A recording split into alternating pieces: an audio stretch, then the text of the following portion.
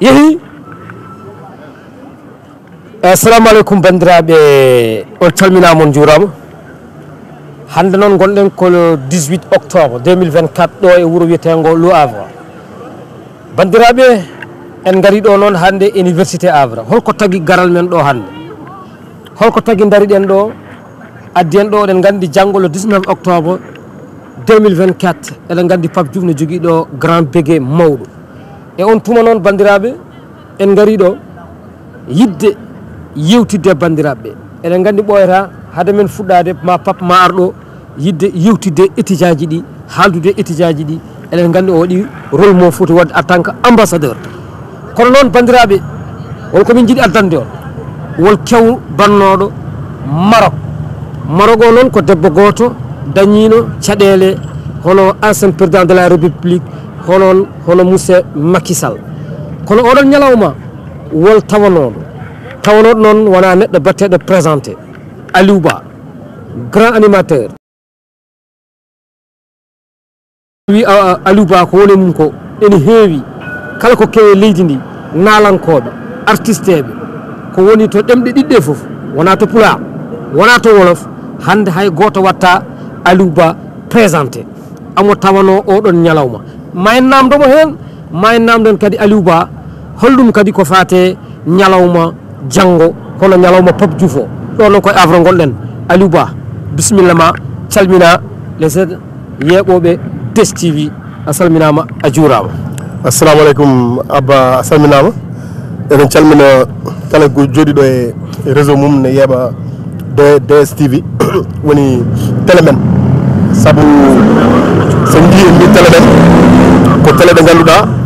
ene yaltina kala ko woni cosan addimi ɗo communication ko fate concert Pape Diouf le 19 janggo donc ko communication makko hen Pape waɗimi déplacé yomi ar mi waɗa communication o kadi ñande ñalawma o présentation poddo waɗede hen o mi wadda ɗum e DJ Kheucha quoi ko ɗum addimi ɗo hande Aliou hade men arde hen en jiwol ko walla ɗo viral yeeso ma ngo hayɓe meeɗano andudema gandima yeeso ngo yimɓe kirtinima aɗa tawa wonko kemno Maroc action bannoɗo Maroc hakkude oɗo Aïcha Camara e président Macky Sall aɗa tawa en nani gueɗe kewɗe kalama hen holko mbawɗa laɓande ɗemgal pular ɓiɓɓe fuutankoɓe heɗotoɓe holno action o yaari an e Aïcha Camara ko an adi nadde walla Aïcha adima nadde holɗo birtuɗon président Macky Sall holɗo Aïcha dañi waddude président Macky Sall ha wiya Mayram Faye naati hen eyyi Abba déjà ko yettere Allah dañde en hokkudema exclusivité ɗemgal pular o par ce que oɗo vidéo ko kalten ɗo ko hande woni première fois avion he ñande hen avion o min gar nde min ngabbi avion he kala ngabbuɗo yiyat président Macky Sall ne jooɗi avion mabɓe o ko avion tokoso sa yettima tan a wirtoromo kanko mo jooɗi kanko e joom suudu makko a faami sa wertima a salminimo a waɗimo a haalnimo ko ganduɗa vraiment fierté nene kala sénégalais gonɗo ɗon sa yimo ko fierté jogotoɗa ɓerde ma ne weela hen quoi ɗum woni min gari min mbaɗimo encouragé min mbaɗimo remercier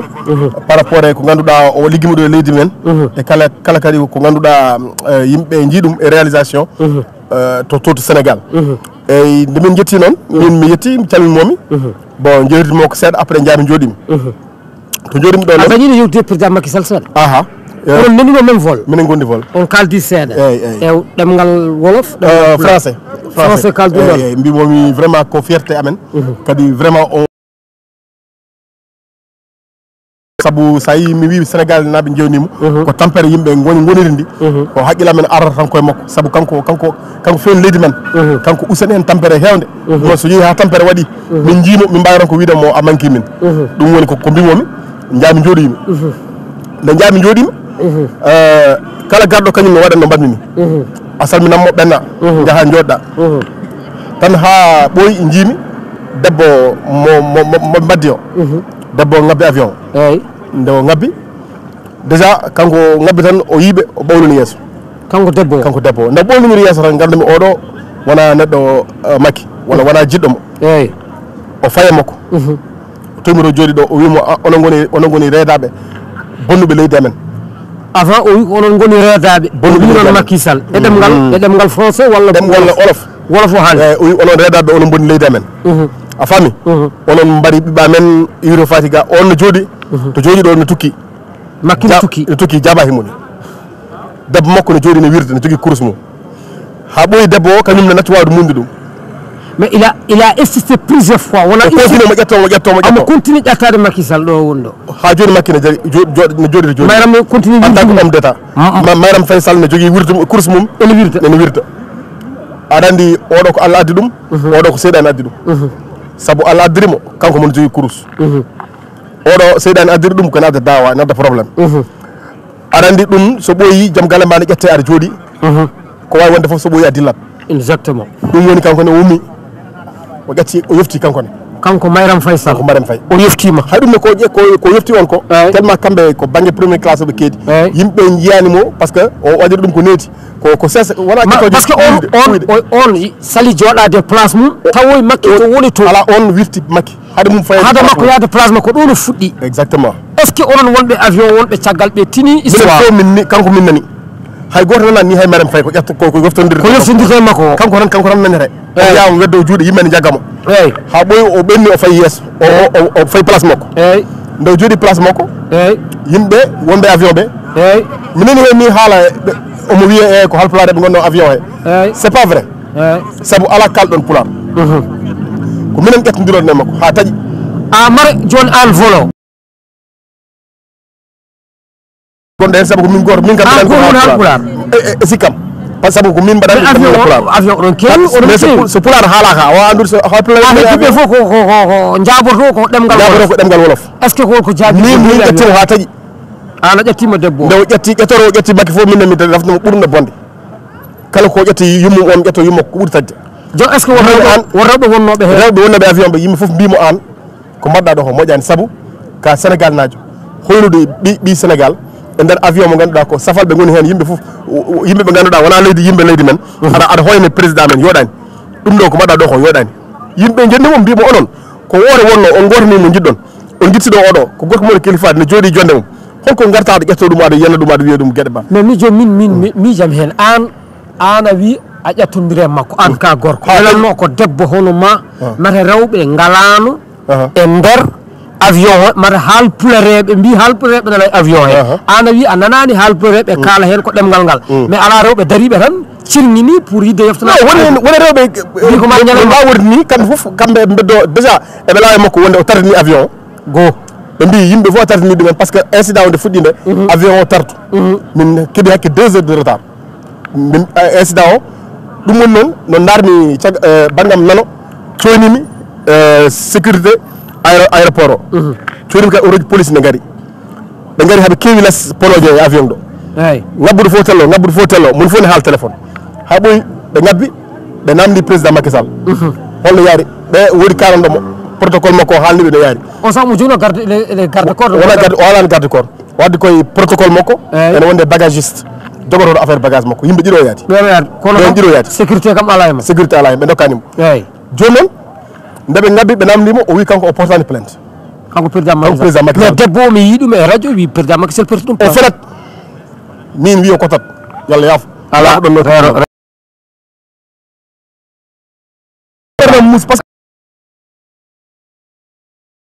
que ala koɓe jeñide président Macky Sall so wona ko saabu ko halpulaar neɗɗo il faut gandon sénégalais ko sénégalais kadi respect ko respect nde wi o waɗani porté plainte o wi wiide ko avion o yaaha par ce que yimɓe c' est pas normal eɓe tardine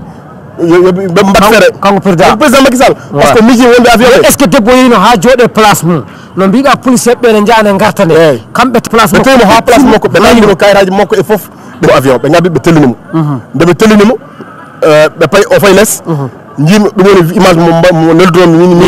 mi yi vidéo affaire vitre ma o ko min filmi ɗum aɗa ƴeewoɗo darde policier exactement ɗum woni ɓe daari ha ɓooyi seeɗa hakke 20-30 minutes mo mbi ɗum noon hankkadi yo décollage o waɗe ɗum woni min jeehi kanko o heddi Maroc minen ben onon paɗon France jetton France est ce que Macky Sall walla on dañani yide Macky non min jetti France arandi chef d'état kadi son tellimo o yadata e mono bisuje ɗum ɗon min telli hen kanko orone dari ne fadimo ɓe ngabbirimo hen kanko e ɓe yaadi ɓe e Marème Faye après ɓe est ce que nden avion nde no mbaɗɗon décollé nde wonti yewtere nder hen walla yewtere nde ko pour ko ɓuuren hewde hen ɓe duwanno pour debbo o ko waɗi ko par ce que affaire o yoɗani mais est ce que wol debbo normalement kanko tardini on est ce que wol portuɓe mo planté oɗon avion walla hay goto portani mi anda so Allah so tawi wonko won goɗɗo baɗɗo mo porte plante o compagnie o walla goɗɗo min ganda sincèrement e bandiraɓe noon ko ha joni ko Aliou Ba Aliou Ba woni ɗo kanko haala noon ko kewno no président Macky Sall dañño caɗele ɗe en gandi laaɓi kanko aɗa tawa aɗa jooɗi no yaari ni aɗa tawa en nani noon gueɗe kewɗe Macky porti plante Marème Faye Sall ƴattimomo ƴattoje comme no mbiɗa ni il a insisté plusieurs fois ono wirde ono jooɗi jabaki mum ala fof ko heddani Macky Sall respect ala ɗon par ce que wonko kalɗa hen ko fotano wonde Allah jarama a jarama ko heddi ko noon natene ñalawma janggo Pape Diouf jogorɗo wadde ɗo e Havre eɗen gandi hande sa tourni e ka caméra o sa tourni mawo yi hande étudiant ɗi fof nanɗon daari université Pape ne jogori wadde rencontre étudiant ji ɗi kamɓe fof ɓe gaari ko ɓiɓɓe Sénégal naɓe en tant que Pape sa ambassadeur donc noon holno mbawɗa wirude ñalawma janggo holno jogori lelorade eyyi bon ñalawma janggo o ko Sénégal watte déplacé au Havre kadi vraiment Pape Diouf o wi kanko o wowi yiide ko africain ji ɗi sénégalais ji ɗi foof garata ko Paris kadi aroɓe Paris ɓe ko waɗoɓe déplacement ne gummi e banlieue o wi kanko pourquoi pas o waɗa déplacé o ara ha Normandie o weltina sénégalais ji gonɗi toon ɗi ɗum woni ko fandare soirée concert janggo o quoi ɗum woni a jarama mon frère a weltanama ene mbayno han kadi ne mbaɗandi Pape Nanara natti woɗɗude so heddi ko mbaɗandi micro o ɗo e ɓoyde ko an jogoto yewtidde e dendagal Sénégal naɓe wonɓe ɗo e Sénégal naɓe wonɓe ɗo ɓe a ɗemɗe ɗe foof saɗa wawi yewtude e mabɓe mbaɗandi après oɗon live en jiiɗa rendin ɗumen haydara il faut ñoñanmo banggue par ce que ko jinnoɗen yalta e ɗemgal pulaar par ce que wonno wasi no ɓelna aussi son jii kadi vraiment won message mo jinnomi wadde passé kadi ay yimɓe so jii yimɓe ne jaɓɓa e men tan ko enen jaaɓi ɗum il faut jaggodiren e koye men ganden yimɓe ala ko gañiren so wona saabu ken halpulaar en il faut enen bewnen koye men jaggodiren nde koye men so goɗɗo wi no yaɓɓa e men tawa ne gaño il faut mbaɗen ɗum ɗo kollen gueɗal men ha yette gueɗal men ah oui donc an holno jiiruɗa jeunesse o ne manque gueɗal men hande jiinimi jeunesse o kadi mbawa wiide eɗen jiiya ɓe ganduɗa jiiɗa pulako jiiɗa fu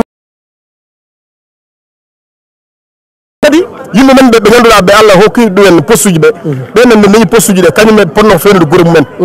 sabu sa fewnani wuuro ma goɗɗo ma ya fewno wuuro mum a faami Dakar moɓe kiɓe renoɓe leeli eɓe keeɓa kalisaji eɓe ñaama eɓe sodana rewɓe galleji eɓe sodana rewɓe ko hoore ko woni hoore nde yettere Allah ɗum noon di o hono technicien amona caggal kanko jogui kabirɗe hono deggaɗo guise nan ɗo oɗon gandi guise fof ko jontaɗo guise sigiranma o royaltude oɗon wiyerno Samba oɗon garde jot